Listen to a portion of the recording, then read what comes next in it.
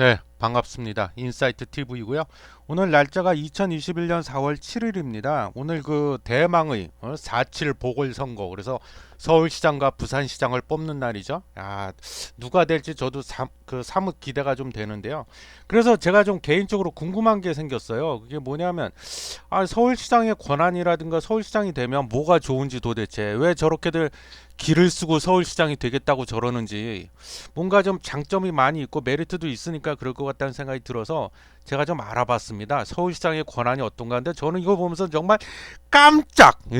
깜짝깜짝 놀랐습니다. 와, 웬만한 대통령 부럽지 않다.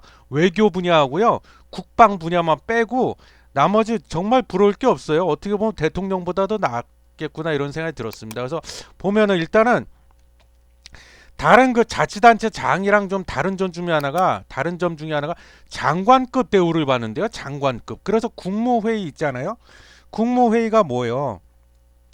대통령이 의장으로 해갖고 이제 그 말 그대로 각 부에 뭐 국방장관이네, 뭐 기재부 장관이네, 그래서 각 행정부 수반 그 장관들이 모여서 회의를 국정을 논하는 그런 회의잖아요. 국무회의에도 참석을 할 수 있는 권한이 있대요. 근데 물론 의결권은 없대요. 의사결정권은 없는데 배석할 수 있다. 그래서 장관급 대우를 받는다.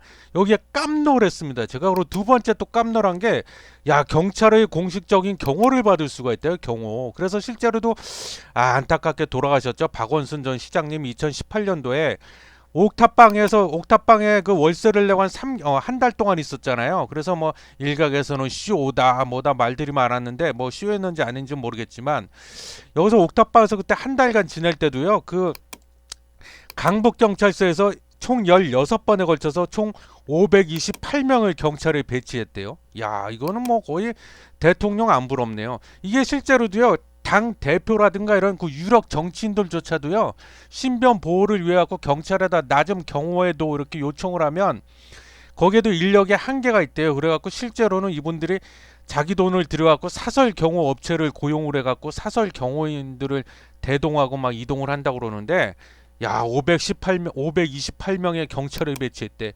대단합니다. 이러니까 소통령이란 소리 듣죠. 아니, 이렇게 막강한 권한을 누리는데, 혜택을 누리는데, 박원순 시장님 왜 그러셨어요? 왜 더듬으셔가지고, 예? 참 안타깝습니다. 스스로가 이런 걸 다 어?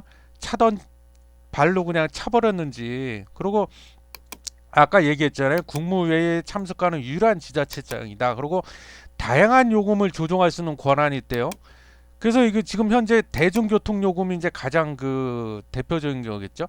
대중교통 요금을 조정할 수 있는 권한이 또 있대요. 그래갖고 지금 현재 서울시가 제가 알아보니까 올해 2021년도 들어갔고, 지하철, 시내버스, 그리고 상수도, 하수도, 도시가스, 생활 폐기물 종량제 등 총 6개 분야 요금을 지금 인상을 추진 중. 이란채 이걸 또 올리네. 또 올려. 추진 중에 있대요. 그래갖고 이 중에서 지하철 요금하고 시내버스 요금을요, 기본 요금 200원을 올리고, 상수도 요금은 가정용 기준으로 해갖고 현재 1세제곱미터당 360원이래요. 근데 이거를 2023년에 580원까지 단계적으로 인상하는 안을 의회와 논의 중이랍니다. 이건 막아야 돼요. 뭐 안 그래도 먹고 사는 것도 힘들어 죽겠는데 또 올려. 뭐 젠장 내린다는 얘기는 하나도 없고 맨날 올린대. 그리고 또 이게 가장 큰 권한 중에 하나가, 또 제가 깜노를 했는데, 전임 시장의 사업, 예? 전임 시장이 사활을 걸고 목숨 걸고 역점을 두고 추진하는 사업을 엎어버릴 수 있는 권한이 있대요. 야, 그거 백지화해. 없던 걸로 해. 그래갖고 실제로도요, 2011년도에 박원순 시장님께서 당선이 되자마자 그 전 시장이 오세훈 시장이었잖아요. 지금 또 나오셨죠? 또 해 드시겠다고 서울시장. 추진하던 이 한강 르네상스 프로젝트, 이거를 그냥 없던 걸로 이렇게 하고 그냥 갈아 엎어버렸다는 거예요. 그래서 참고로 이 한강 르네상스 프로젝트가요, 무려 6,554억이래요. 650억도 아니고, 예? 6,554억을 이빠이 데스네 쳐들여가지고 압구정동, 여의도 등 이 한강 주변에 그 아파트들 많잖아요. 이거를 다 헐어버리고 다 부셔버려갖고 50층으로 초고층으로 쌓아 올린다. 그래서 이걸 이렇게 통합해서 개발을 한다는 이런 거창한 야심찬 계획이었는데, 이거를 박원순 시장님께서 그냥 다 갈아 엎어버려 없던 걸로 백지화 시켜버렸다는 거 아니에요. 예? 참고로 이 오세훈 서울시장, 이 당시 서울시장님께서는 10년 정도죠. 10년 됐는데 그 당시에 이 무상급식을 두고 자기는 나는 반댈세, 이 결혼 반댈세 그래갖고 주민투표에 붙여 그래갖고 그때 직을 걸고 내가 여차하면 책임질게, 어떻게 서울시장 내가 때려칠게 그래갖고 서울시장을 때려쳤다는 거 아니에요? 그 당시에. 아, 그래갖고 또 보궐선거 했었잖아요. 국민 세금 쳐들여가지고. 근데 이번에 또 해드시겠다고 또 나오신 거예요. 정말 훌륭하시고 위대하십니다. 정말. 반면에 이 견제를 할 수 있는 의회의 권한은 쪼그라들고 있다. 그래서 예를 들면 의회가 이 서울시에서 왜 이렇게 예산을 낭비하지? 이런 사례를 발견을 해도요. 사후 처리에 대한 강제 규정이 없대요. 그리고 좀 시장님 의회에 좀 나오셔야겠습니다. 그래도 시끄러. 그러고 안 나가도 그만이라는 거예요. 시장이 안 나가면 그만이다. 대단하죠.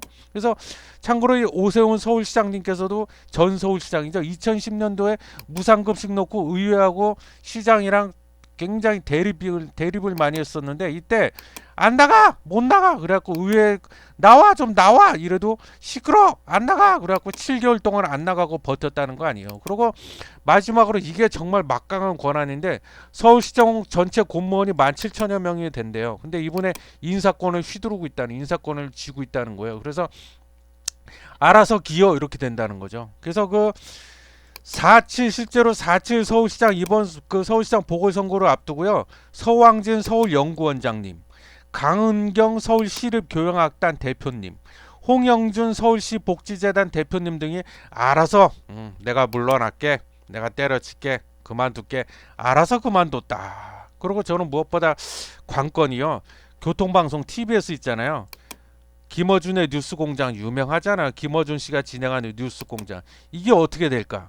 만약에 오세훈 씨가 서울시장에 당선이 되면 저는 뼈도 못 추리지 않을까. 그래서 좀 걱정이 됩니다. 그래서 왜냐하면 오세훈 이분이 자기가 당선되면 손을 봐야 될 건 봐야지 않겠습니까? 뭐 이렇게 말을 많이 했다고요. 그래서 이 편파 방송이다 이런 논란이 휩싸여 있잖아요. 김어준의 뉴스공장이. 그래서 이게 어떻게 될지 참 궁금한데 아마 김어준의 뉴스공장 제작진이나 서울 그 교통방송의 입장에서는 박원순 후보가 당선되기를 간절히 손꼽아 기다리고 있지 않을까 뭐 그런 생각이 듭니다. 그런 생각이 들어갖고 요게 어떻게 될지 참 재밌어요. 그래서 실제로도요 서울시가 교통방송에다가 그 돈을 많이 지금 댔죠. 예. 이게 좀 말들이 많아요. 이 프로그램에 대해서 편파적이고 이걸 떠나서 교통방송의 설립 취지가 원래 그대로 말 그대로 교통, 서울시나 교통 흐름이라든가 각종 교통 정보를 제공하기 위해서 만든 그런 설립한 방송국인데 자꾸 정치 프로를 많이 집어넣는다. 그것도 대부분이 다 편파 방송에 치우쳐 있다. 그래서 지금 이거 없애야 된다, 폐지해야 된다 그런 논란이 지금 많이 일고 있는데 저 개인적으로 참 궁금합니다. 요 김어준의 뉴스공장 과연 어떻게 될까? 누가 당선이 되느냐에 따라서 이 전망이 좀 존폐가 달려 있다고 해도 과언이 아니다. 그렇게 봅니다. 그래서 저는 오늘 서울시장 선거일이라서 개인적으로 좀 궁금하기도 해서 서울시장의 권한에 대해서 좀 짧게 좀 알아봤는데 좀 어떻게 도움이 되셨나요?